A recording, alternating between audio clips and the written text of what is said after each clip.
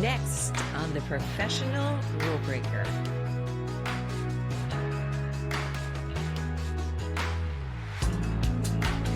Well, welcome back to the Professional Rule Breaker Show. So today we're going to do something a little bit different because if you know anything about me, I am really big into obviously not only thinking outside the box, but also taking your health into consideration, because if you're not healthy, it's really hard for you to do what it is that you love to do to the full extent. So my next guest is going to help us with that. He is trailblazing a new path in the world of yoga. He's known for his unorthodox perspective on stretching and flexibility and how both can cause more harm than good. His teachings aim to help as many people as possible live a pain-free life. He's the creator of a revolutionary approach to yoga called Applied Yoga Anatomy plus Muscle Activation and the online platform, the Yogi Club. He's the host of a yoga podcast called Stop Stretching, which I highly recommend for everybody to tune in. And he has a new book called Stop Stretching, a new yogi approach to master your body, live pain-free. And on top of that, he's the co-owner of the Blue Osa Yoga Retreat and Spa in one of my most favorite countries in the whole wide world, Costa Rica, where he leads yoga teacher training year-round. And one of the things that I know he says is the size of who you are does not have a relationship on what you can do in your life. So I want to welcome Yogi Aaron. Thank you so much for having me here, Kathy. Oh, I'm excited to have you here. Really, I love your energy and enthusiasm just talking to you already. It's just like coming through the screen. Well, you know, I have you on my podcast, so why would I not have energy? Hello. So one of the things, like in the description, right, we started talking about how you have this new approach about stretching and flexibility and how it kind of does more harm than good. So before we get into that, I know that that is really going against the grain of what typical yoga is all about. Yes. So, A, rule breaker, right?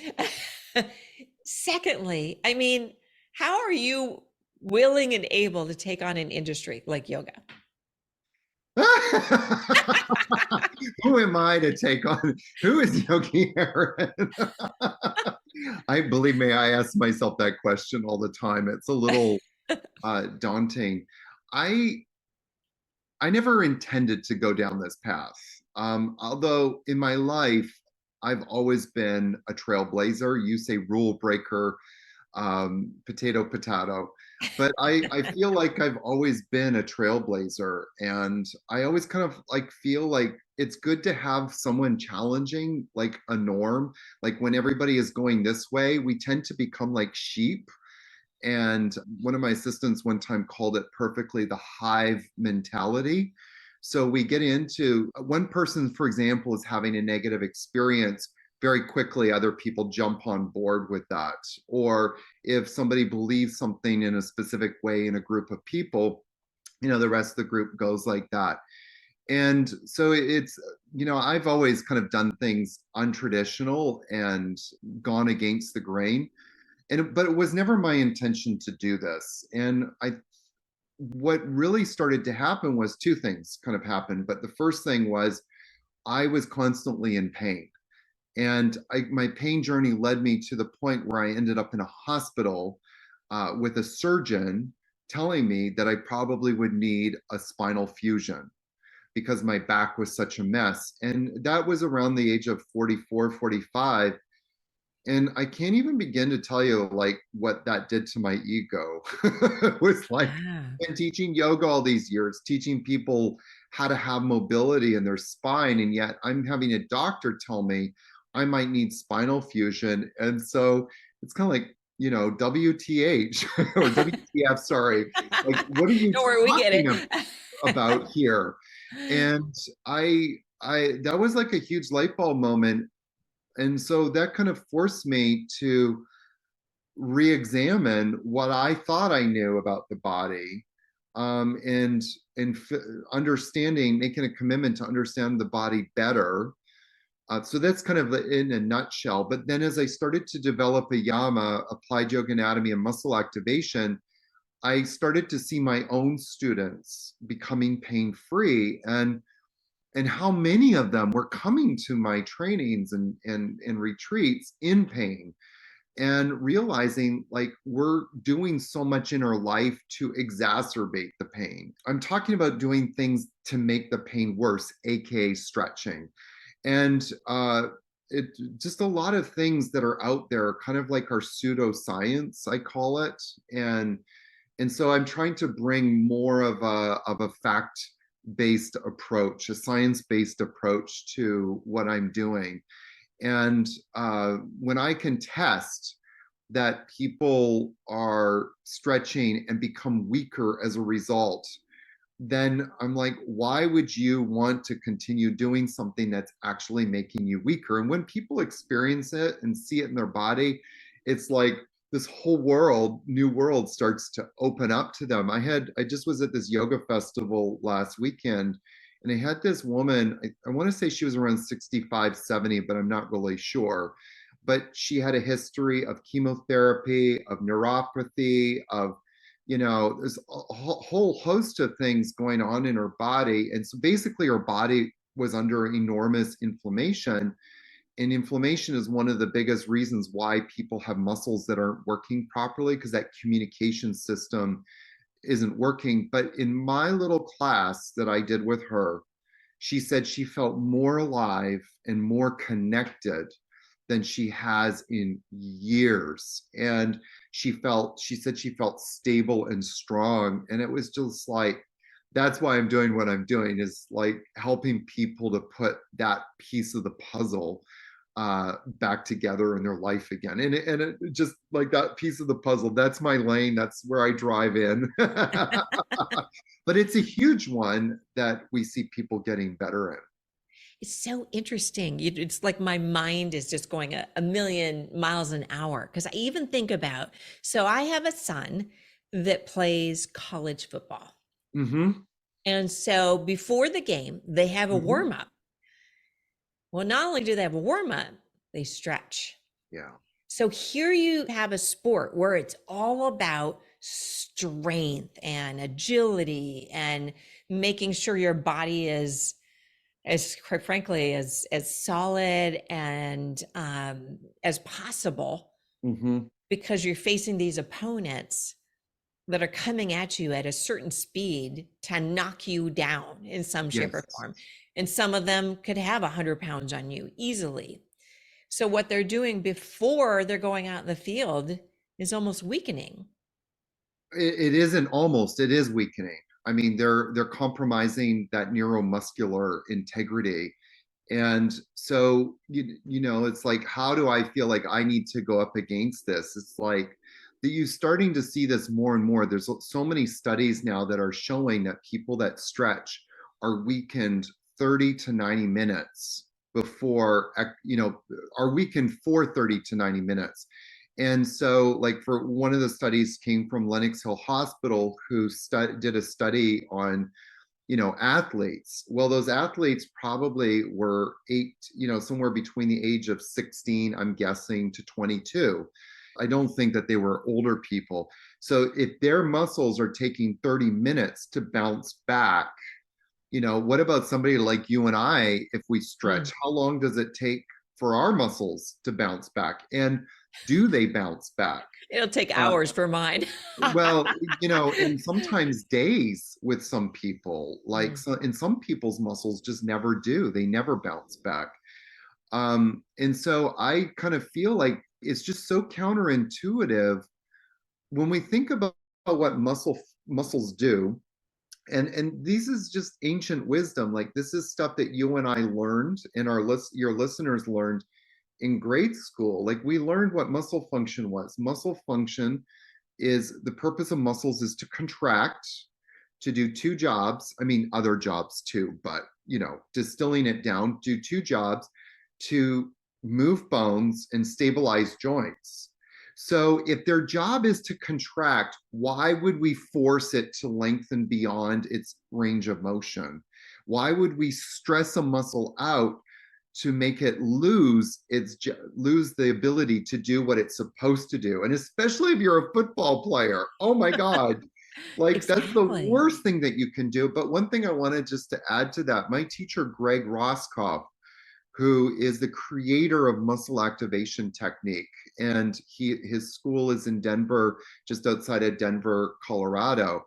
But that was his awakening point. His awakening point was that he was working on a football player and he was trying to increase internal rotation, which is responsible for pronation. So internal rotation of the femur joint improves pronation, which is a shock absorber.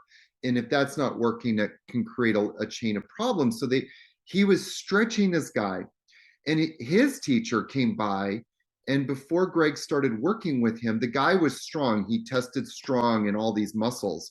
When Greg finished with him, the guy came over and tested this guy. And this is, by the way, early in Greg's career. This was like his aha moment. And the guy tested the muscles and they were all weak. And all of a sudden, Greg realized, I am now sending this guy out with a compromised muscular system. I don't want to send him out weak. I need to send him out strong. And so, then the question was, well, A, why are muscles tight to begin with?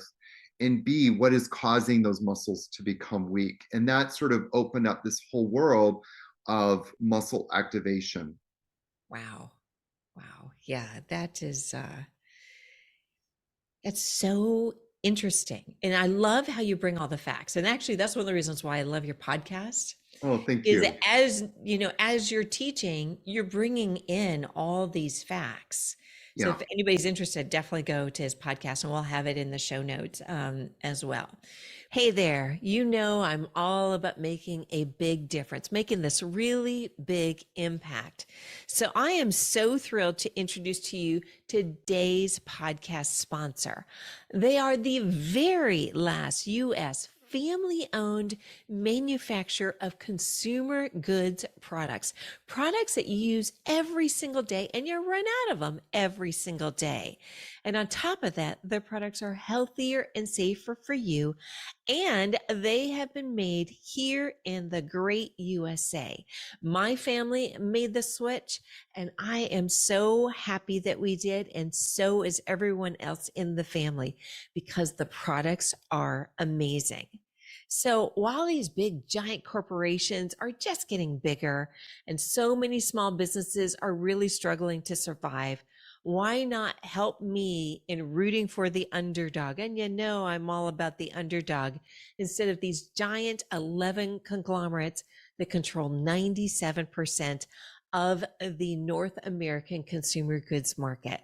So if you're ready to make a difference and switch away to something bigger and better, go to switchaway.com/rule breaker, drop your information, and one of my friends will reach out to you directly. And let's all switch away together to better quality products that are healthier and safer for you and support family-owned businesses, because together we can rewrite the business landscape and make a difference one person at a time. I can see, just looking at you and the way that you talk, that your why is really strong. Like you are very passionate about what it is that you do. So how did you get to your why? Because there has to be a story behind that. Because I always tell all my entrepreneurs, everybody, you got to have this really strong why. So strong why is so much so that it maybe could even bring tears to your eyes because you're trying to do something for some really big reason. So I'd love to hear yours. I mean, I kind of have a couple of whys. I think my biggest why has always rung true since I was very young. As young as I was to have this, awareness. And I would say that awareness started when I was in my teens. Uh, my big why is I feel like unless we're living a purposeful life, life is wasted. And purposeful can mean so many things. I mean, Kathy, purpose for some people, like you mentioned you're a mother. Some people's purpose is, being a mother to their children, a mother to other people, being a caretaker. So our why and our purpose can vary from person to person, but whatever that is, I think it's really important for us to know what our why is and to the yoga scriptures in the very beginning say that we all come into this life with a purpose. And the first purpose is to know who we are at our core, and to not know who we are is a wasted life, is actually, to quote my teacher, is life's greatest loss. Mm. That to not know ourselves is life's greatest loss. And I'm gonna kind of inject in there because I think as we know ourselves, we will know our purpose and how to live a purposeful life.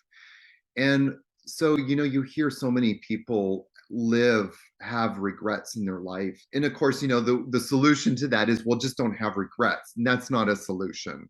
Right. And that's just kind of like putting on a doily around you and going, oh, I'm a happy person. You have to be content within yourself. That's why Ram always used to teach the goal of life is contentment. And for that, you need adjustment.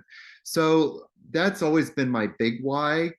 And in my own journey, I've had so much chronic pain, physical pain, like not mental pain. That's a whole other conversation. But I've had a lot of chronic pain where I've been debilitated and had to have bed rest. And, when my neck has gone out, quote unquote, I've sometimes had to, my whole life is about how do I manage the pain? How do I get out of pain? When am I going to get to lie down next? It's always thinking about that. And when I'm in those moments, life is not very fun. And it's like I'm not able to focus on the big things in life because I'm constantly thinking about that chronic pain. And as I've been doing more interviews, a lot of the kinds of people who have interviewed me are people who are in chronic pain and they want to hear my story, because they're interested in talking to people who have gone on a similar journey. But in doing that, I've gotten to know them and I'm kind of shocked, but also reminded like how debilitating pain is because I hear them talk about how much they have to manage it and it breaks my heart. So that's kind of my big why is like I don't believe that we have to live in as much pain as we do. And we see more and more people that are experiencing pain, and that comes out and manifests in different ways in the world that we don't need to get into here.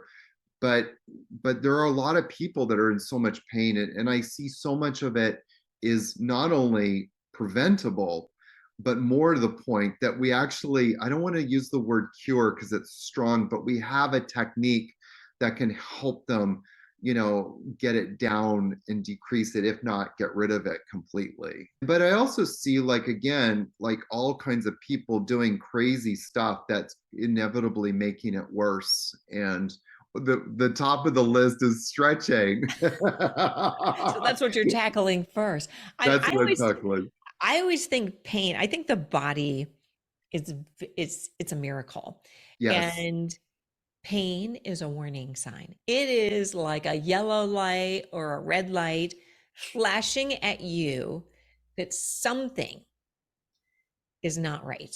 Yeah. Whether it's physically or mentally or whatever it is, because it can manifest either way, right? Yeah. So that something is not right. So I Yeah. love, that you're really trying to make a big difference in the world. And I'm all about making a difference in the world.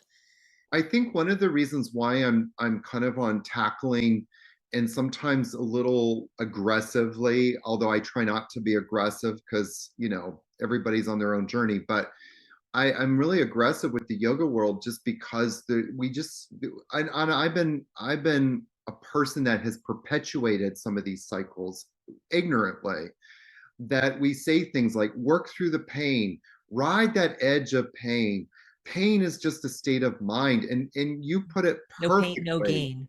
No Yeah. pain, no gain. And so Yes. many of us are also shamed into, there's a huge, boat of people on one side that are shamed or feel shamed for even mentioning that they're in pain, um physiologically. It's like, I shouldn't feel this because I'm a big boy, and I should be able to work through it. And it's like, no, it's, as you said, it's telling us something's wrong and we need to pay attention to it. So in the yoga world, yoga teachers will say, well, you don't need to be flexible, and just kind of go to your own edge. And then they put their foot behind their head, or they fold flat forward over their legs. And it's like, well, what signal is that telling me or sending me? You're telling me that yoga is not about flexibility, and yet you're demonstrating abnormal flexibility. And what kind of message is that to me? So I'm kind of like trying to flip the script there and It's trying to almost get like people to, at the very least, conversing about this and start asking more questions. that's awesome. What almost sounded like it was almost a little bit of an inauthentic way of doing, business or whatever, in a weird way, right? Because they're saying one thing, but at the Yeah, same time, they're pushing you to do something else. yeah. And I would say it is definitely hypocritical, but when our teachers are hypocritical and are teaching us, unconsciously teaching us to be hypocrite, it's an unconscious pattern. I don't think that Mhm. people are Absolutely. intentionally going out of their way to do it. I'm just calling it out now and trying to say, hey, this is not lining up. So, just as a side note, like, one of my number one rules for yoga teachers: stop demonstrating poses. Don't show people how to do a pose. And if I really feel like my students need to see how a pose is done, I usually look around the room and pick out stiff Biff, and I get stiff Biff to demonstrate it. And I say, and then I will turn to everybody and say, "This is exactly how I want you guys to do Wow. it." Oh my gosh. I can so visualize that because obviously I have been in yoga classes, but I can so visualize that. That's a classic. That's a classic. Yes, yes, So you had said something. I'm gonna read it because I want to make sure I get it right. If you're gonna be a mess, be a happy mess. yes. Tell me what you mean by that. So, I mean, I picked that up. I have a teacher. His name is Alan Finger. He's been teaching yoga for almost 60 years now. And my initial training, my first real initial training, was with Rod Strikers. And Rod had said that Alan was his teacher. So I went, and it was very fortunate because at the time I was living in New York and Alan's studio was in New York. So Alan became my teacher. It's still my teacher, but I got to take classes with him for over 10 years and pretty regularly. And anyways, one class I was in there, it was shortly after I had started taking classes with him. I started developing huge amount of shoulder problems, and I also tore my hamstring, and Mm. just a whole bunch of stuff. And I remember we were doing something really simple and my shoulder just inflamed. Like, it happened like that. I kind of like fell to my knees, and I was just really tired of being in pain. And I just kind of not cried, but just kind of like laughed and cried at the same time. It's like, I can't believe this. And Alan came over, and he's got this deep South African accent. And he's like, well, Aaron, if you're going to be a mess, be a happy mess. And that was probably the he's taught me many things, but that had helped me a lot. And so that was in 2001. In 2007, I was in the Himalayan mountains in the summertime, and I was taking a group there, and I was coming down the mountain, and a big boulder came down the mountain and hit my leg. Oof. And I was, as you can imagine, it literally broke my femur in half. And then we were 26 kilometers. I don't know what that is in miles, sorry. But Wow, we were that's a 26 lot. kilometers from the cars, from the vehicles, from help. And so I had to eventually be carried down the mountain. But there was a moment when I didn't believe that I would make it through the night. And I had to, those words of Alan just rung in my mind. It's like, I have a choice in this moment to be how I want to be, no matter what the circumstances, even face of death. I have a choice in how I choose to be in this moment. And so it was like, well, if you're going to be a mess, and I was the epiphany of mess, I would say so. then be a happy mess. And so I remember like laughing a lot because that's just how I wanted to be. If I was going to end, if it was going to end. But even after help did arrive, and which was not certain, but help did arrive. And then we were like traversing this trail in the Himalayan mountains in the dark. And there's some points when on one side was just rock face, and on the other side was a drop into the Ganges, Oh 100 my meters down. And we were in the dark, and it was a dark night, and there was no moon, and there was no stars because it was clouded over. And it was like I just couldn't help but like think like I could just fall to my death right now. And so, just I had to laugh at it. I It's was like like, and you're probably laughing all about it it. was a great cosmic job. How the heck did I end up in this situation? Yeah. But that's a really great lesson because everyone, whether it's in your personal life or in your business life, where I'm just going to say it, it's a shit show. Yeah. It's something is going awry, could be something really bad. If you almost like change, it's almost like you flip the script, right? Yes.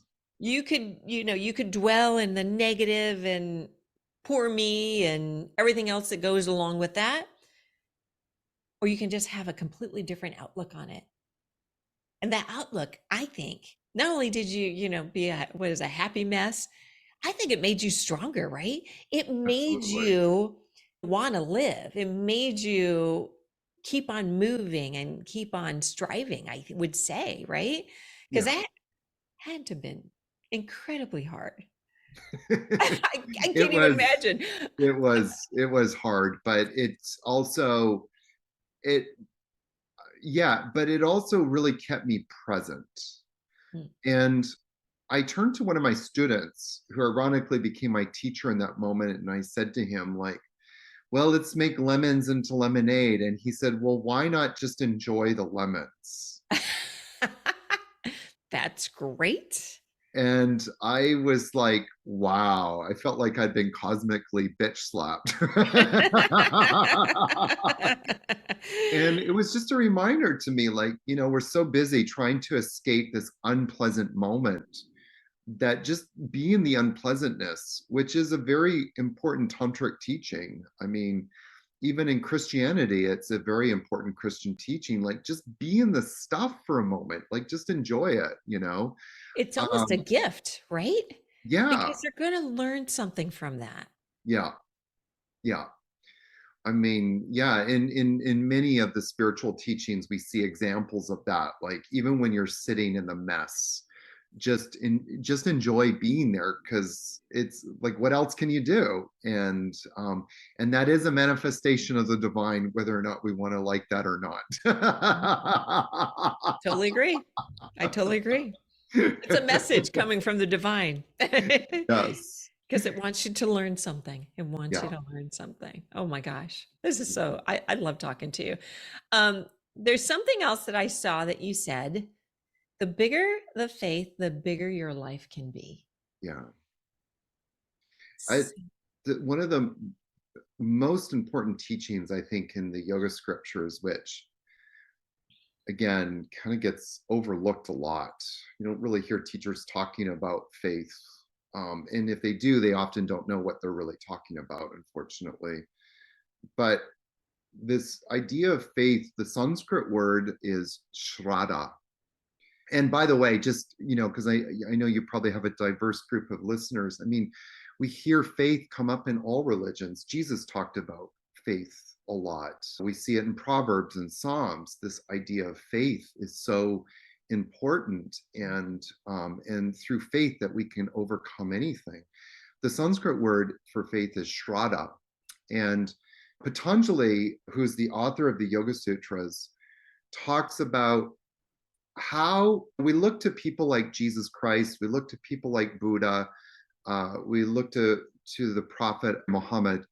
And so we look to all of these great prophets and we think, I want to be like them. And Patanjali said, well, we can become like them. And he lists off 5 ingredients. But the first ingredient is shraddha, faith. And, with greater faith, we can become like them.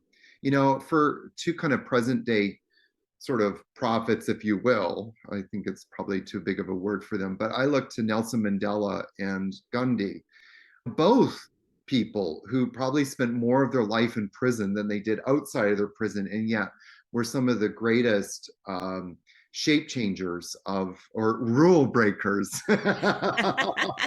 Trailblazers too. Trailblazers, absolutely. And we look to people like them and we think, wow. And so they both had enormous faith. I think intrinsically, as a side note, I think both of their faith was wrapped up in the goodness of humankind, of human Yes. beings. I think that was the nugget. But the translation of shraddha, which I find really fascinating, is a joyful state of mind. Interesting. Yeah, yeah. And so the joyful state of mind is what we're wanting to cultivate with our faith. And I kind of find it like a paradox, because in order for us to have faith, we need to have a joyful state of mind.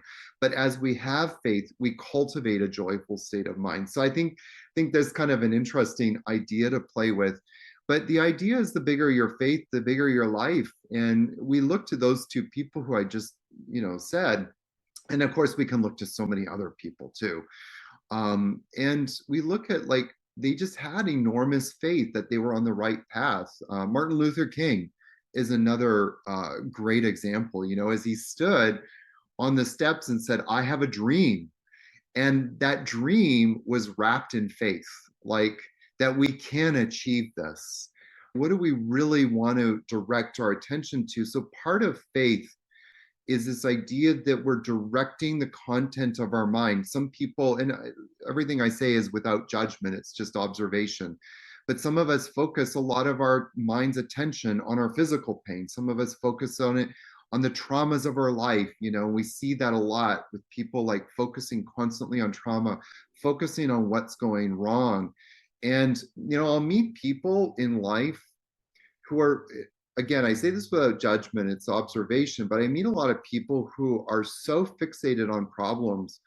And one of the kind of things I realize, I'm never going to help them, because all of their life force energy, all of their mental energy is going to how many problems they have in life.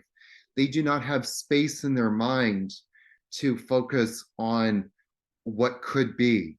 And so that's what differentiates, I think, trailblazers and people who make things happen, is that we acknowledge, yeah, life happens, shit happens, Right. stuff happens, but we also have choice in where we direct our attention.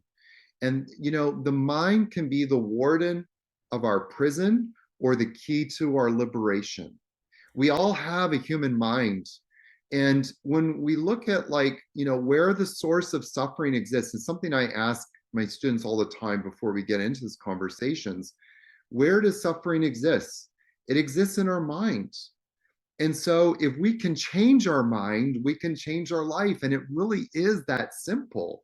Of course, people who say it's not, I would have an argument that, well, that's because all of their attention is put on that. So if we focus our attention on our faith, then we can become liberated. And Patanjali makes that very clear in Sutra 120. Wow. That is so good. I'm going to have to re-listen to this part over and over and over again. And I highly recommend for my Jesus listeners taught the as well. same thing too. Yeah. Just bring our hands together and Mhm. go into that place inside you where the light exists. All Mhm. traditions say the same thing. So it's very interesting. Yeah. Wow. So I'd love to talk to you all day, but we can't talk all day. So, what makes you a rule breaker or a trailblazer? There's got to be something deep inside of you going, yeah, I'm going to do this. You're 'Cause- asking me like what is that fire inside of yes, me? because I I think can it see it. I think it's like you said that we were just talking what I was talking about earlier was this just drive to help people become pain free and seeing how I was participating in sort of this fallacy, if you will, for so many years of teaching people like, oh, we need to become how we become pain free is through stretching. And I think it's kind of like partly my atonement. But also, too, one of the things that I often say, especially in the yoga world, and of course, there's other, aspects of life this is also happening, but there's so much blind people leading the blind, and I see like when you go to a yoga teacher, there's automatically an assumption, and for good reason, not for a bad reason, but for good reason, that that teacher knows something that you don't. And so we immediately put, using that word again, faith, we put our faith in that person. And unfortunately, the yoga teacher oftentimes knows less than you do. um, and then they're starting to lead people on a path of perpetual ignorance. And so that kind of like that just rubs me. And partly why it rubs me is because when I got into muscle activation technique, there's so much anatomy around it, but not just anatomy. I want to say functional anatomy. And so I'm not just learning where bones and muscles are. I'm actually learning how things work and how to improve that muscle function. And so I just see both in the fitness world, but especially in the yoga world, that there's this disconnect of honoring or enabling or engendering proper muscle function. And so that kind of like rub is probably one of the things that gives me a lot of fire. I think so. I think so. You definitely have, I could see it. A lot of passion is what I would say. You have a lot of No, passion about what it is that you do. And I think you help people not only physically, but also mentally. So I'm so thrilled that you are a guest on the Professional Rule Breaker Show. And for everybody that's listening, we are going to have all of his links in the show notes. And I'm going to have to ask you now. I want to have you back sometime later. So think about that. absolutely. Yes. I Yes. I think we just scratched the surface. I think we did scratch the surface. There is so much that we can help people with. Yeah. And again, for everybody that's listening out there, I just want you to know that you're special. Have faith in yourself, like what Aaron said, because with faith, you can overcome anything. And there's a saying I think I'm going to keep is go against the herd of sheep. And of course, enjoy the mess and do what you do out there because there's only one of you. Throw that rock into the stream and create a ripple and make a big difference in this world. So thanks again, Aaron, for being here with us. Thank you and amen.